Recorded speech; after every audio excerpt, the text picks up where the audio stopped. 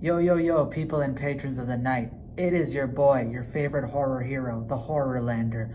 And today I'm going to be talking about a book from the Ghost of Fear Street series by R.L. Stine called Eye of the Fortuneteller. This is a pretty scary book at times. It can get under your skin, it can make you uncomfortable in a good horror fashion, and it's got some pretty cool stuff towards the climax. So honestly, this is a sleeper hit book because not a lot of people have read it or know about it, and if you're a kid's horror fan, if you're an R.L. Stine fan, if you like the sort of be careful what you wish for type of plot lines and stories, I think this one will work well for you. So without further ado, let's hit the intro. Boom!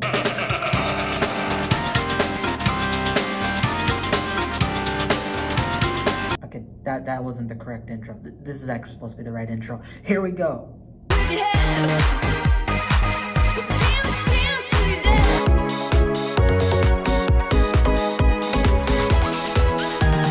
Yeah, that's right, baby.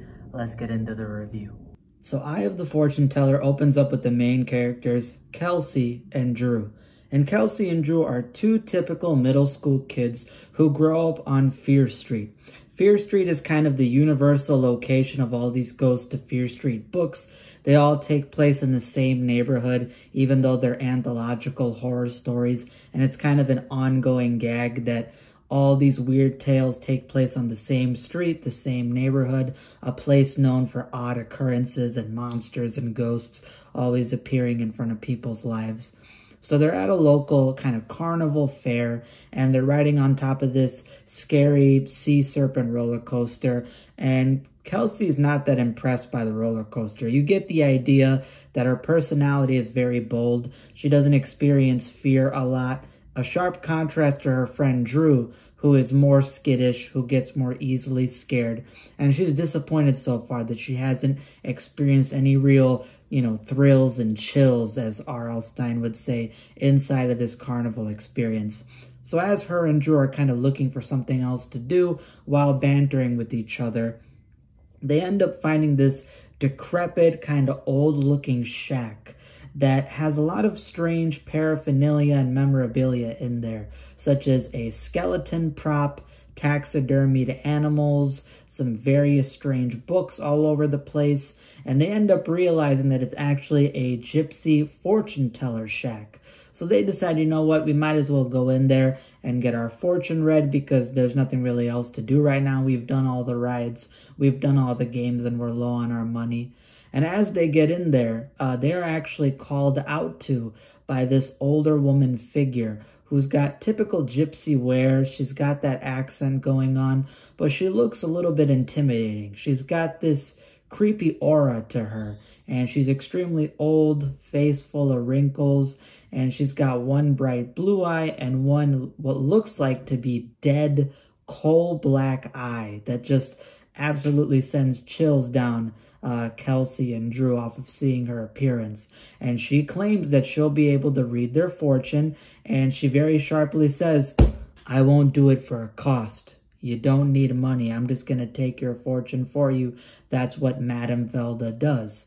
And that raises some slight red flags to the main characters because the sign outside of the shack said the amazing Xandra. So why is the gypsy saying her name is Madame Velda? They kind of shrug it off and just treat it as whatever, and they end up getting their fortune read. And as Madame Velda is reading her friend Drew's fortune, some of the stuff that she's reading out, she's very sort of skeptical towards. She doesn't believe that this lady is an actual fortune teller. She thinks that she's able to tell their names because they were bantering outside the shack, and she probably heard it. The Madame Velda knows Drew's last name because he has a tag on his shirt that says it for some reason. So she thinks that Madame Velda is a fraud. And Madame Velda picks up on it and starts to crash out and snap. She starts yelling, she starts screaming, says that Kelsey should not accuse and doubt the great power and understanding of Madame Velda, and eventually she decides to place a curse on the main character. Hello guys. Today we have a list of top 5 pharaohs curse. Número 5.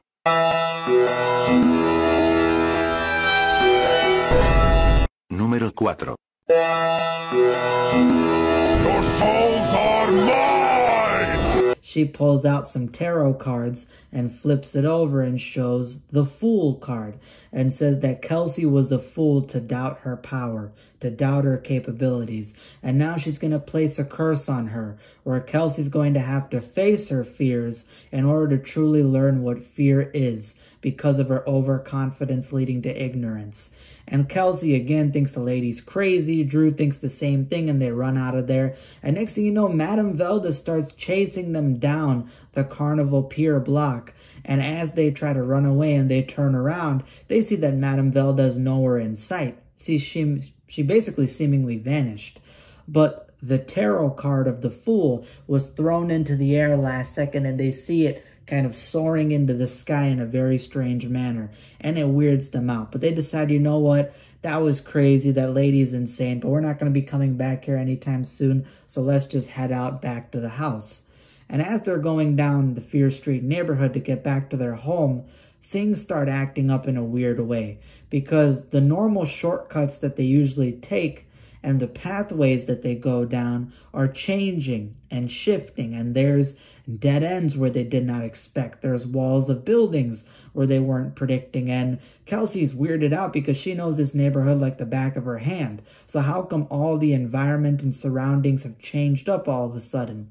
And next thing you know, they end up in a scary confrontation where this mangy big dog ends up basically chasing them down and trying to attack them. They have to run through the various different neighborhood areas, and they go down this alleyway. Again, they run into dead ends and weird directions, and eventually they get cornered by this dog in a very tight alleyway dead end.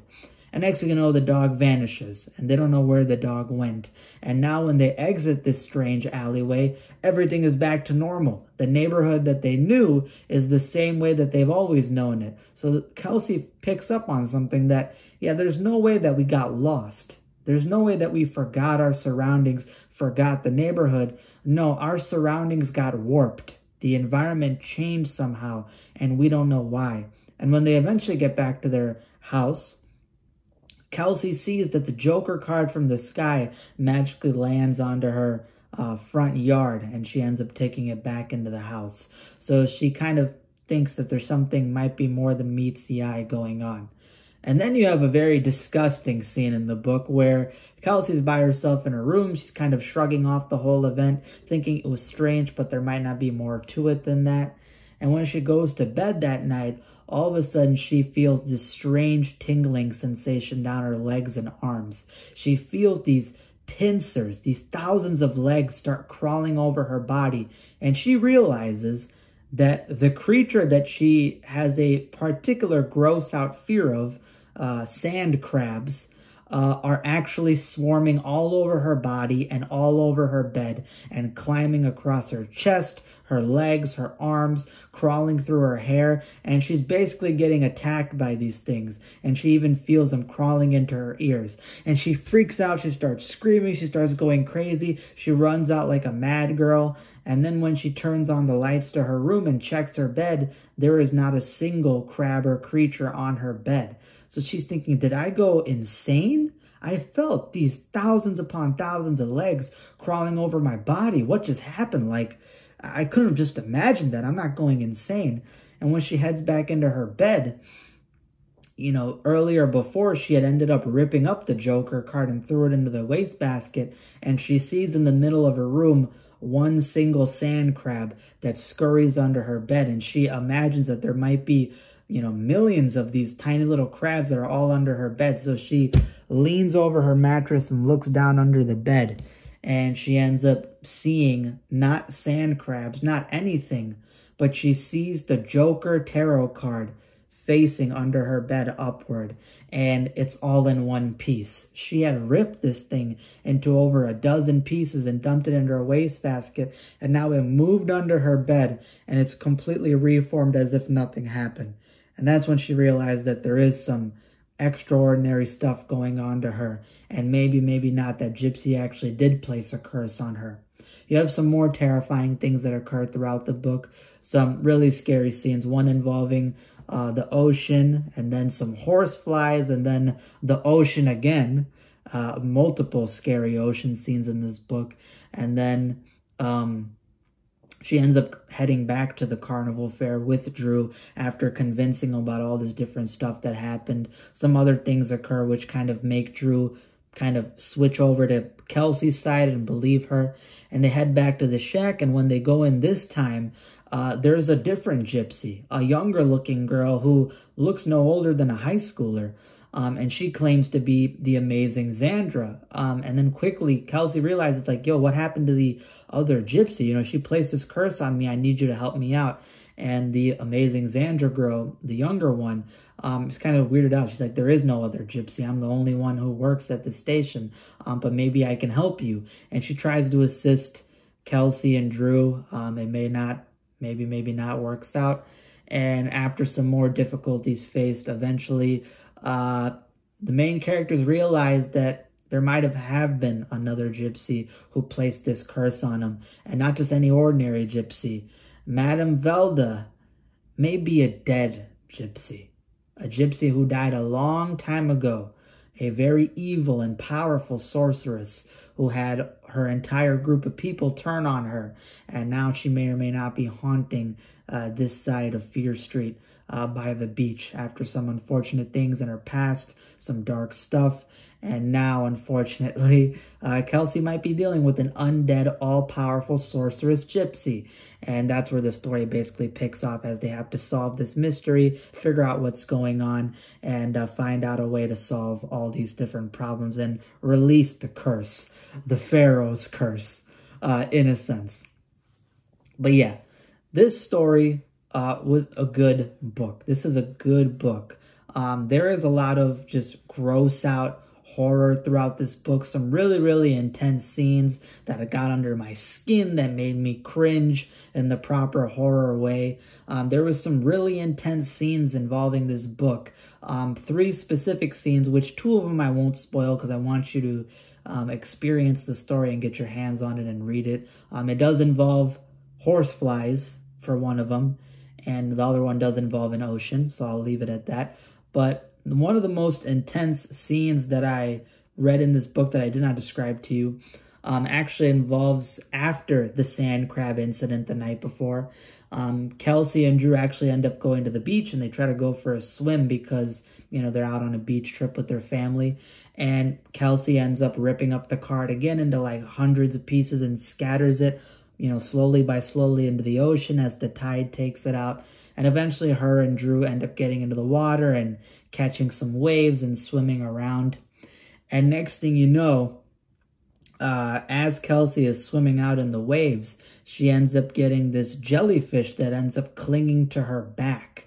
This slimy, wet, disgusting jellyfish with these venomous tentacles that start stinging her back, and she feels the searing, hot, burning pain in her back. And next thing you know, as she's trying to swim away, you know, she's having a very hard time maneuvering, and she ends up getting tired out and feeling this resistance, and she feels like she's swimming through jello, and she, you know, she's exhausting herself. She feels like she's about to drown, and she realizes that all around her, she is getting surrounded by a giant gelatinous swarm of jellyfish. She is stuck out there swimming through just thousands upon thousands of jellyfish, and she's tiring herself out in the middle of the ocean. She can't reach out to Drew. She can't reach out to her family. She can't call for help because she's being suffocated. These jellyfish are basically clinging to her mouth. And you get this description of this one small jellyfish that clings to her eyeballs, and she's looking through the smeary, gelatinous, you know, form of it. And again, you got all these venomous tentacles that are climbing down onto her arms and shoulders and her back and her chest, and she's feeling the searing hot pain. She's trying to scream for help, but she's choking on these swarms of jellyfish. They're covering up her face and her mouth, and she's suffocating to death, tiring, drowning, and might even die from the pain alone. All while she's not able to reach out to the people she needs to from the shoreline. It is one of the most intense, scary scenes out there. And for a guy who's scared of the ocean, you know, I got fears of that. Just the idea of this happening to you. And after it's all solved, you know, next thing you know, everyone thinks she's crazy because they don't see any jellyfish out there. And she turns around and there's no jellyfish. But she clearly physically saw all this stuff. She clearly physically experienced it. So the things that Kelsey has to deal with throughout this book involving various trials and tribulations are extremely brutal and horrific for a middle school girl to face. And once you get to the climax of the book, there is some really nasty, gross out stuff that nearly made me yak. And she deals with some, let's just say, fiery repercussions on how to defeat the villain in this book. And I'll leave it at that. This is a really intense, brutal, and disgusting book at times. It'll make you cringe. It'll make you freak out. It'll make you on the tip of your toes and feeling bad for the main character. But that's what makes it so darn good. And I'd give this book probably an 8.2 out of 10. This is quite the good one, and this is a heavy hitter for the Ghost of Fear Street series. If you like this video, hit that subscribe button, hit that like button, and hit that post notification bell, and stay tuned for my future content. Goodbye.